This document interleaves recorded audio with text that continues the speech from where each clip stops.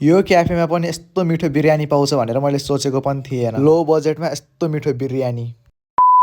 Hello and नमस्ते सबैजना। हो हजुरहरू सबैजना सन्चै हुनुहुन्छ होला अनि म पनि यता सन्चै छु। अनि हजुरहरूलाई मेरो आजको छोटो मिनी भ्लगमा स्वागत छ। अहिले हामी कलेज बिदा भएर क्याफे जान लागेको चिया खानको लागि। आज भोलि लास्टै जाडो बढेको भएर एक कप चिया नखाए त हुँदै नहुने। हामी 3 जना थियौँ, त्यही भएर हामीले 3 कप चिया मगाएको। आज मेरो घाँटी दुखिरहेको छ, त्यही भएर भोइस अलि राम्रो आएको छैन होला। हजुरहरूले राम्रो मानेर हेरिदिनु होला। मलाई खासै चिया खान त मन पर्दैन थियो, तर यो जाडोले गर्दा चिया खाने बानी बसिसक्यो। अनि यता मेरो साथी उसको चिया कसले खाइदिन्छ भनेर होला यस्तो छोपी छोपी खाएको छ। हामीले खाइदिन्छ भनेर छोपेर खाएको होला, बिचराको मुखै पोलेछ। यो मान्छेलाई चाहिँ आज पनौती नै लागेको रहेछ। अघि चियाले मुख पोल्यो, अहिले चिया सर्केर मर्न लाग्छ। यस्तै हो, धेरै हतार गरेर खायो भने कोले नै खाइदिन्छ कि भनेर हतार गरेर खान्छ। हामी चिया खाइसकेर अब घर जान लागेको। आजको दिन चाहिँ लास्टै रमाइलो गरेको छ। अहिलेसम्म घाम पनि लागेको छैन, जाडो जाडो भइरहेको छ। धेरै जाडो भएर यता अनमोल भन्ने मान्छे बौलाइसक्यो। हाँसो रमाइलो गर्दै हामी आफ्नो साइकल लिएर अब घरतिर जान लाग्यो। यिनीहरूसँग हिँड्यो भने त दुःख के हो पनि बिर्सिन्छ होला हो, कति हँसाउँछ भने। सबैजना आफ्नो घर गइसक्यो अनि म पनि घर आइपुगिसकेँ। घर आएर खानासाना खाएर मैले चाहिँ एकछिन भिडियो एडिट गरेर बसेँ। अनि यसो टाइम हेरेको त मेरो ट्युसन जाने टाइम भइसकेको रहेछ। अनि म ट्युसन जानको लागि रेडी भएर निस्केँ। रेडी भएको त के भन्ने, एउटा गलबन्दी मात्र बेरेर जान लागेको, अरू त पहिल्यैबाट लगाइराखेको। यस्तो जाडोमा आनन्दले ओछ्यानमा सुतिराख्न पाएको भए कस्तो मजा आउँथ्यो होला, तर के गर्नु, पढ्नै पर्यो। यस्तो जाडोमा पनि म क्लास चाहिँ आइपुगेँ, तर सर चाहिँ आउनु भएको रहेन अहिले। त्यही भएर जिउ तताउनको लागि म हल्का एक्सर्साइज गर्दैछु। अनि मेरो साथीहरू यता टिकटक बनाइरहेको छ। मलाई क्यामेराम्यान बनाएर यता आदम चाहिँ मोडल बनेको छ। मैले मेरो क्यामेरा आदमतिर गरिदिएको, बिचरा लजाएर टिकटकै बनाउनु छोड्यो। यस्तो लजाउने मान्छेहरू पनि टिकटक बनाउनु रे अझ। हाम्रो क्लास सकिसकेर म जाँदै थिएँ अनि म देखेर ट्र्याक्टर पनि डराएर बारीतिर पो गयो। ट्र्याक्टर बारीतिर जाँदै गरेर चाहिँ हामी चाहिँ बिरयानी खान जाउँ भनेर बिरयानी खान आएको। यो दुईजनालाई चाहिँ जहाँ गए पनि टिकटकै बनाउनु पर्ने, यहाँ पनि टिकटक बनाउन थालिसक्यो। टिकटक बनाउने मान्छेहरू किन लजाउने क्यामेरा देखेर। यिनीहरूको बिहाइन्ड द सिन बनाइरहेको छु मैले। यो बिहाइन्ड द सिनको रिजल्ट हेर्न मन छ भने अनमोल छेत्री टिकटक आइडीमा हालेको छ, यिनीहरूले गएर हेर्नु होला। हामीले अर्डर गरेको बिरयानी रेडी भएर आइसक्यो। हेर्दाखेरि नै कस्तो मिठो देख्यो। टिकटक बनाइरहेको मान्छेहरू पनि टिकटक बनाउन छोडेर बिरयानी खान आएछ। टिकटक स्टारहरू टिकटक बनाउन छोडेर बिरयानी खाँदैछ। अनमोललाई चाहिँ मिठो लागेर बिरयानी एकदम। त्यसपछि मैले पनि कस्तो रहेछ भनेर चाखिदिएको। यस्तो मिठो थियो नि, तपाईँहरूलाई कसरी भन्नु म कस्तो मिठो थियो भनेर। यति लो बजेटमा यस्तो मिठो बिरयानी आम्मा। तपाईँहरूलाई पनि यस्तो सस्तो प्राइसमा यस्तो मिठो बिरयानी खान मन लाग्छ भने खुरखुरे नजिकै रहेको ड्रिम क्याफेमा आउनु होला। यो क्याफेमा बिरयानी मात्र होइन, सबै खानेकुराहरू बेस्ट छ। यो मलाई कसैले भन्न लगाएको होइन, म आफैले ट्राई गरेको भएर हजुरहरूलाई भनेको हो मैले। मलाई आज साथीले कहाँबाट माया गरेर खुवाउन लायो भनेको त लास्टमा आफै खाइदिए। यस्तो पनि गर्छ भनेको कसैले। अनि यस्तो मक्खे भएको साथीले आज कहाँबाट त्यसको भाग मलाई दिएछ भने यस्तै हुन्छ। मलाई दिन लाग्यो आफैले खाएपछि, बिचरा तातो भएर मुख पोल्यो। भित्र निल्न पनि सकेको छैन, बाहिर निकाल्न नि सकेको छैन। बिचरालाई कस्तो गाह्रो भइरहेछ। तपाईँहरू पनि तपाईँहरूको साथीलाई खुवाउला जस्तो गरेर आफै चाहिँ नखानु है, फेरि यस्तै हुन्छ आदमको जस्तो रुमकै हासम भइरहेछ बिचरालाई। हामीले सबै बिरयानी खाइसक्यो र अब हामी घर जान लागेको। अनि यता छ मेरो एक नम्बरको खन्चुवा साथी, मलाई दिन्छ भनेर आफै खायो। हजुरहरू कोलाई मेरो मिनी भ्लग हेर्न मनपर्छ कमेन्टमा भनिदिनु होला। अनि कोले मलाई फलो गर्नु भएको छैन फलो गरिदिनु होला। आजको लागि चाहिँ यति नै।